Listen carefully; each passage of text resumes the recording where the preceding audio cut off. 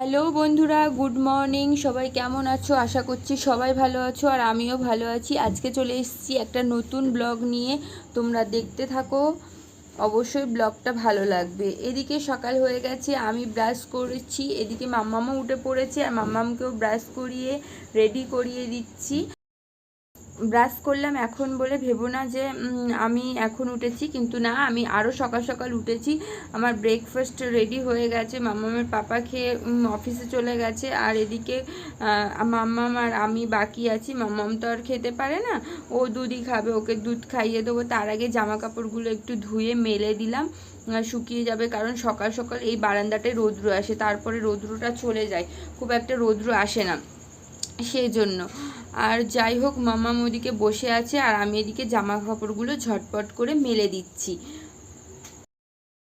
আর এই ভিডিওতে তোমরা দেখতে পাবে আমি সারাদিনে কি কাজ করছি না করছি, পুরোটাই তোমরা এই ভিডিওর মাধ্যমে দেখতে পাবে। আজকে সারাদিনের ভিডিওটাই আজকে তোমাদের সাথে শেয়ার করলাম। আর এদিকে দেখতে পেলে আমার গোবি পরোটা রেডি হয়ে গেছে, মাম্মামের পাপা খেয়ে গেছে, আর আমিও খাবো। আর ওদিকে মাম্মামের খাবারও রেডি হয়ে গেছে, আমি পরে খাবো। আগে মাম্মামকে একটু খাইয়ে নিই, তারপরে আমি খাবো।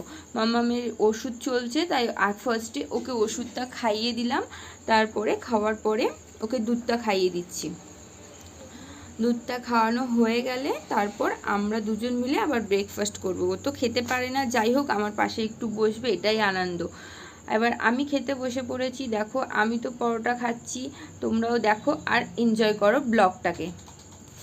আর মাম্মা আমার কাছ থেকে একটু চাইছে, ওর হাতে একটু দিচ্ছি, আবার ওকে একটু খাইয়েও দিচ্ছি, কিন্তু না, ও তো খেতে পারে না। ওই যে একটু বাচ্চাদের নেশা, বড়রা খেলে যে একটু খেতে ইচ্ছা করে, সেটাই আর কি।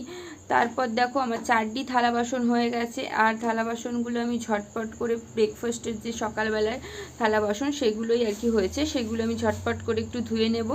মুখে যতই বলি ঝটপট করে ধুয়ে নেবো, ঝটপট বললেই তার ঝটপট হয় না। এইদিকে সকালবেলায় পরোটা করতে গিয়ে চাটুটা অনেকটা পুড়ে গেছে, দেখো, ঘষে ঘষে ঘষে ঘষে সেটাকে আর তুলতেই পাচ্ছি না।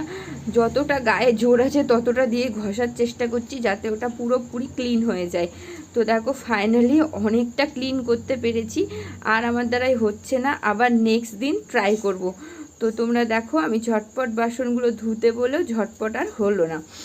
যাই হোক, তোমরা ব্লগটা দেখতে থাকো, বেশি একটু বক বক করে ফেলছি। আর এদিকে আমার মাম্মামকে দেখো কি অবস্থা, ঝাড়ু নিয়ে চলে গেছে ঘর ঝাড় দেবে বলে, কিন্তু এদিকে তো আমার ঘর ঝাড়ু দেওয়া হয়ে গেছে, সেটা আর কে বোঝাবে।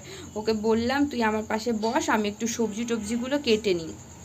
সবজি বলতে তেমন কিছু না, ভেবেছিলাম সবজি কাটবো, তারপরে দেখলাম যা দুষ্টুমি শুরু করেছে, তাতে ফ্রিজে চিকেন আছে, চিকেনটাই করে নিই ঝটপট করে। তো এদিকে বেগুন আর আলু একটু সিদ্ধ দিয়ে দিচ্ছি ভাতের মধ্যে, আর এদিকে আমি একটু চিকেন করব। মাম্মাম যা দুষ্টু শুরু করেছে, সবজি কাটার আমার আর উপায় নেই। আর ওদিকে দেখো, ওর অবস্থা, গামলা টামলা নিয়ে একেবারে মাথায় ফাথায় দিয়ে বিক্রি করতে শুরু করে দিয়েছে। এই ছোট বাচ্চা থাকলে যা হয় আর কি। এদিকে আমি দেখো কোনো মতে পেঁয়াজ রসুন আর যা যা লাগে কেটে নিয়ে আমি ফ্রিজ থেকে চিকেনটা বের করে নিলাম, আর এদিকে ভালো করে চিকেনটাকে পরিষ্কার করে নেব। পরিষ্কার করার আগেই দেখি জমে গেছে পুরো, ওটাকে জলের মধ্যে দিয়ে রাখলাম যাতে একটু ছেড়ে যায়। আর এদিকে দেখো, আমি আলু ভাজতে দিয়ে দিয়েছি। তোমাদের দাদাভাই আলু একদমই পছন্দ করে না, শুধুমাত্র আমার একটু আলু না হলে মাংসের মধ্যে ভাল লাগে না, তাই আর কি আলু দিয়েছি। আর এদিকে তোমরা বোর্ডটা দেখতে পেলে, আমার কারেন্ট নেই, সেজন্য আর কি মশলা টশলা কিচ্ছু করতে পারলাম না। তোমরা দেখো, এখন 2টো বাজে, সেই সকালে রান্না ব্যাস অফ করে রেখে 2টোর সময় কারেন্ট আসলো, তারপরে মশলা করলাম। তো মশলা রেডি হয়ে গেছে, আমি মশলাটা ম্যারিনেট করে রেখে দিলাম। কিছুক্ষণ রাখার পর তারপর মাংসটাকে কষাবো। আমি জানি না তোমরা কিভাবে করো, আমি এইভাবেই করি। পুরো মশলাটাকে মাখিয়ে ম্যারিনেট করে কিছুক্ষণ রেখে দিই, তারপরে গিয়ে মাংসটাকে কষাই। এটা করে দেখবে তোমরা যারা করো না, মাংসের টেস্টটা দারুণ আসে। আর এদিকে দেখো, আমার লাল লাল করে মাংসটা কষানো হয়ে গেছে, আর এদিকে তোমাদের দাদাভাই বাড়ি চলে এসেছে। রান্না রেডি হয়নি, অথচ বরবাবু দেখো বাড়িতে চলে এসেছে, আবার রান্না হয়নি বলছি বলে হাসছে। তো যাই হোক, এদিকে দেখলো সত্যি আমার রান্না হয়নি আজকে। আর এদিকে রান্নাটা কষিয়ে মাংসটা তারপরে কুকারটা লাগিয়ে দিলাম। যাই হোক, কটা সিটি দেওয়ার পর নামিয়ে দিয়েছি, আর ঝটপট ভাতটাও বেড়ে দিয়েছি।